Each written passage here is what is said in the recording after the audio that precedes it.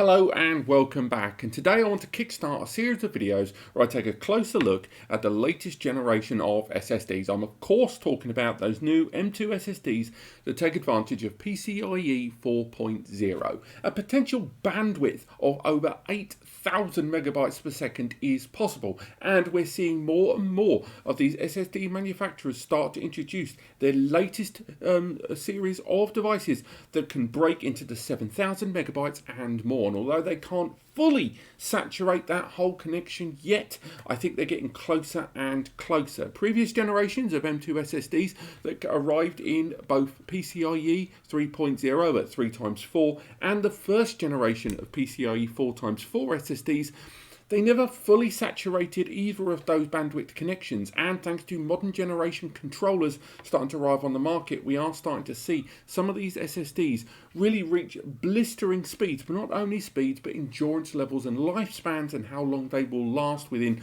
your systems, both individually and in groups, surpassing many of our expectations from as little as a year ago. So, this first video, as the title card suggests, we are comparing the Firecuda 530 from Seagate against the WD Black SN850. Now, most of these videos are going to be focusing on that Seagate Firecuda. Why do you ask? Simply because currently it is the score to beat. If you look at all the latest generations from out there, from Sabrent, from MSI, from Samsung, even ADATA, all of these SSDs, if you pile them all up and look at their specifications back and forth, currently the score to beat is that Firecuda. So we'll be comparing each of the current generation of top tier PCIe 4 SSDs against that Firecuda to see which ones stand and which ones fall. And in this video, the reason I've picked the WD Black SN850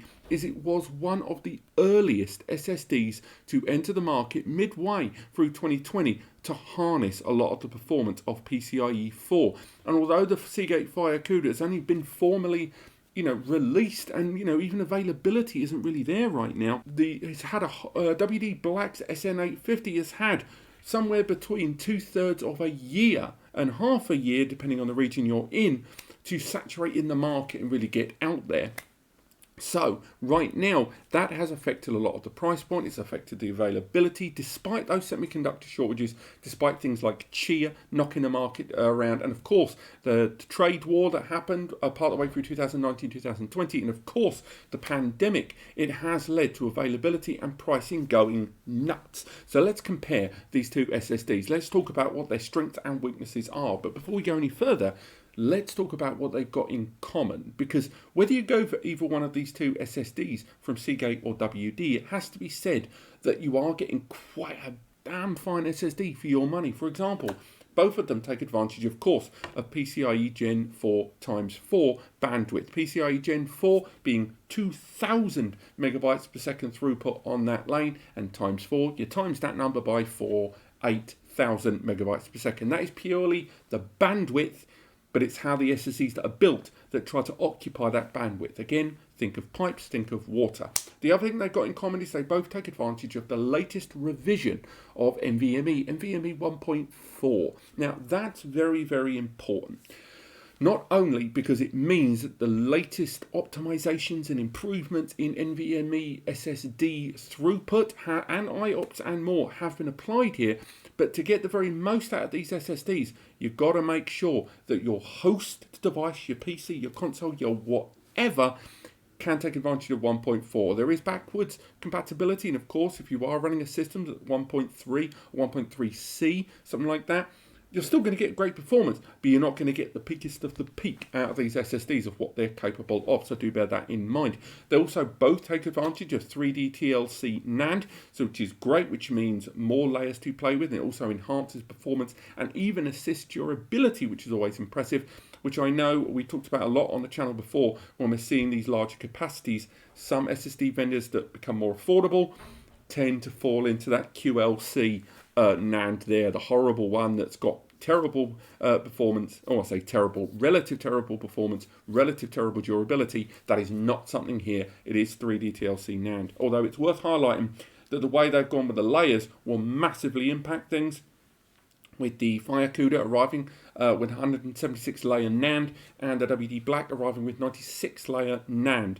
That will play out throughout this video as we talk about performance, IOPS, durability, and more. And you will see how that really does make an impact in a number of ways. They've both, of course, got 5 years of manufacturer's warranty, which is damn standard. If you're buying an SSD in 2021 with less than 5 years warranty, send it back. Seriously, send it back. 5 years or bust. It's worth highlighting with the Seagate, of course, you get that rescue recovery service. And again, I know a number of you may feel you're never going to take advantage of that data recovery services. Maybe you haven't before, maybe you never will since. But I think it's good to have it there, whether you are a gamer that's streaming live and you've got recordings that you just can't afford to lose in the event of a power surge on your machine or water or anything like that, or just an accidental deletion or corruption. Maybe your encoding software, your OBS or something fails, or if you're a video editor that's running a single scratch SSD for your editing there on the side, or for whatever you do, there may be core temp files in there that you need to retrieve, and having 3 years of data recovery service is pretty good. And it's still weird that in 2021 only Seagate offer this. Either they dominate the market on this and they've bought up enough companies, or no one else sees the value of this, because we've talked about it a lot in the past. So the only other thing to really talk about is controllers. They both use sophisticated controllers, but both of them have very different ones, with the Seagate taking advantage of that popular Phison E18, the E18PS5018. That controller is pretty much the gold standard. It has been utilised in a number of other different vendors as well. The Sabrent take advantage of it. I believe the MSI SSD, with its awful name, Spatium, whatever that is, has that as well. But the WD Black, much like Samsung, they have in-house R&D and in-house manufacture for a lot of their SSD tech, and they're incredibly proud of it, and they should be as well. They take advantage of the Black G2 controller, which, although very, very, very good, it has to be said, that is starting to show the tiniest element of age, even 3/4 year after we've seen it mass produced in a number of different drives. And given that WD Black moved up from the SN750, I think they came before, it might be the 760, this newer generation Black drive here is already starting to look like it may need an upgrade later on. Not for everyone, which is something I will cover in the video, because it's still a damn fine drive, but it's worth highlighting that one of the subjects we're going to have to tackle throughout this video is that WD Black released their drive much earlier than Firecuda. Same thing that we're going to discuss in the Samsung 980 video, the 980 Pro, and the benefits and indeed the curses that come off the back of that. But let's talk about distinctions between them. If you are someone that's looking to buy just a single disk, maybe you're going to use it, a little bit of caching, maybe a single drive for your editing, maybe a tiny little upgrade for your gaming, and you only run 2 or 3 games at any given time, so you're not looking for a massive amount of storage, you're looking for a single drive, then I've got to tell you, right now, the WD Black SN850 is great price. It's some great pricing you see out there. It's available in 500 gig, 1 TB and 2 TB, and it is around 30 to around 40, maybe even $49 in some cases, because prices do fluctuate, cheaper than the Seagate Firecuda 530 drives there. Now, I mentioned about flexibility there. As mentioned earlier in the video, you've got to factor in semiconductor shortages, you've got to factor in the pandemic, you've got to factor in pain in the arse as it is/was with any luck. We've got to say that the pricing on WD Black SN850s, because they've been around a lot longer and they're more all over the market, it's very hard to get a pinpoint. You can get some great deals there, so we're going to have to be a little bit flexible about the price difference between them. But still, arguably, no matter where you look, the SN850 series is definitely the lower price of the two. But price doesn't always necessarily translate into value, and I think it's very important that what you get for your money is prioritised over that of just simply how much you are paying. In terms of capacity, you may already see from the notes on the screen that the drives from the Firecuda series, they're available in up to 4 TB, which is a big deal. If you're going to buy one drive, moving slightly away from video editors and moving slightly away from casual gamers, if we go to online streamers, professional content creators, or those that deal with 8K, or even the on-the-cusp PS5 internal storage upgrades, these are ones where the bigger storage capacity is definitely going to be more desirable. And the idea that going for a 4 TB drive, despite its horrendous price tag, is going to be very, very appealing to many people. And do bear in mind that that price tag, as high as it is, you've got to work it out per terabyte or per gigabyte if you must. And it ultimately comes down to the price difference between the 500, 1TB, 2TB and 4TB. Price per gigabyte, price per terabyte is actually quite comparable. So it's only that high because the capacity is that high. And although the WD Black SN850 is definitely the better price out of the two of them, later on I'm going to explain why I think the 530 is actually better value, more than just the additional layers that we talked about, that controller and the rescue service included. Where does all that impact? Next, we're going to talk about read and write performance. Let's face it, it is bread and butter. It is the language we all speak. Later on, I'm going to talk about data writes, I'm going to talk about IOPS, and we've talked about all that other stuff. But read and write, that is very much our meat and potatoes. It's what we all understand. And it has to be said that on the whole, if we look at it as a large scale, the Firecudas do outperform the SN850s. Not in every case, it has to be said, and there is parity and comparable details between them. Certainly, the performance on the 500 gig model is identical in terms of read, which is going to be incredibly important once again to gamers, semi-professional gamers out there that aren't going to be recording or rendering or broadcasting in real time. And if you're just going to be accessing assets, the read speed on that 500 gig is fantastic on both of them, but the write speed on the 500 gig SN850 is superior. And given that that 500 gig is already a better price there, I think a lot of low-level gamers, casual gamers, and again, those that are going to be editing smaller projects that they can then archive or migrate onto another area of storage are going to be quite pleased to see that. But after the 500 gig, we do see on the whole that the Firecuda 530 just provides better read and better write throughout. And the SN850 sticks the landing at that 700 megabytes per second read, but with the write there only really dipping out of 5,000 megabytes per second, whereas the write on the 530 series gets closer and closer to that 700, with 6,900 and 6,000 reported on those different capacities. So again, in terms of traditional read and write, and this is sequential read and write, I might add, you've got to give that score to the 530 on the whole. Now, moving away from that, we can go to IOPS. Input-output operations per second. This is ultimately comparable to latency. It's how responsive this drive is going to be. And if you are using a drive like this for caching, or you're doing lots of render farm type stuff, or you're running huge data center operations where these drives are going to be used in bulk or within U2 or U3 adapters, then I would say straight away that the Firecuda series wins on points. And again, the Firecuda 530 winning on points is a very marginal victory, it has to be said here, because between the two of them, they both crack the 1 million the 1 million IOPS figure there on both read and write eventually. But it has to be said that only the Firecuda 530 cracks 1 mil on both.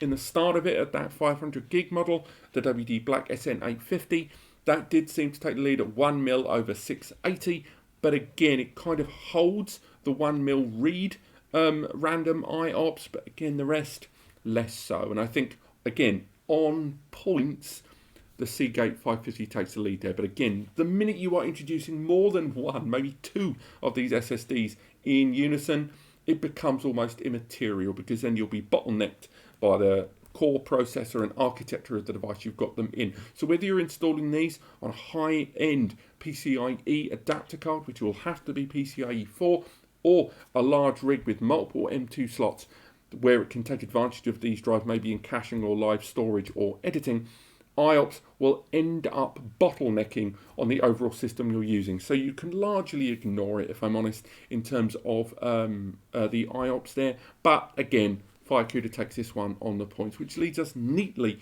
into probably what I think is one of the most key areas of SSD technology, that although SSDs have been around now for more than a decade, probably 15, 16 years, if I think back over the years of my own time in data storage, I think it's only been in the last couple of years that we've seen durability, endurance, and lifespan of these SSDs being taken a great deal more seriously, mostly because the price point of a lot of SSDs and the NAND that were being utilized were being led to endurance being still pretty good. Everyone knows that SSDs, because of the constant write activity, will end up wearing away, and there's ways they can get around it with controllers doing intelligent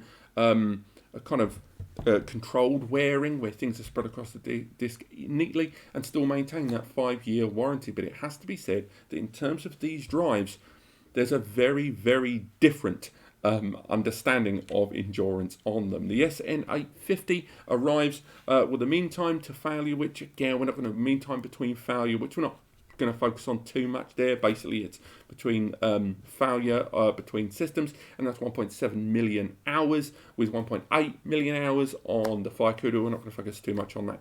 But what's really important is the drive writes per day, or data writes per day. And these figures that are measured in decimal place are incredibly important for the long term.